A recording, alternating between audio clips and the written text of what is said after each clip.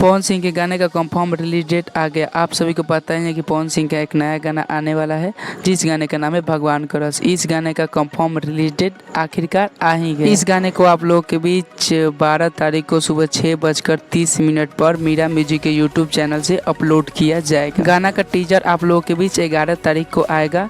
गाना आएगा तो एक बार आप लोग जरूर सुनिएगा। बहुत ही बवाल सैड सॉन्ग होने वाला है ये पवन सिंह का। इसी वीडियो में आप लोगों को एक और जानकारी दे देता हूँ कि पवन सिंह का आज से 1 महीना पहले एक गाना आया था, जिस गाने का नाम था दिलवा ले जा रुमाल में। उस गाने पर यूट्यूब पर 100 मिलियन व्यू क्रॉस हो चुका है। आप सभी को हम बता दें कि गाना को सिर्फ पवन सिंह गाए थे, यानी कि सोलो सॉन्ग था, और गाने को लिखे थे निकी निहाल। गाने में संगीत दिए थे प्रियांशु सिंह, और गाना SSB रिकॉर्ड के यूट्यूब चैनल से आया था। तो बस आप लोग तैयार रहिए, आप लोगों के बीच 12 तारीख को गाना आएगा। उसके बाद गाने के बारे में बात किया जाएगा कि गाना कैसा है कैसा नहीं। तो बस अभी के लिए इतना ही, मिलते हैं फिर किसी नेक्स्ट वीडियो के साथ।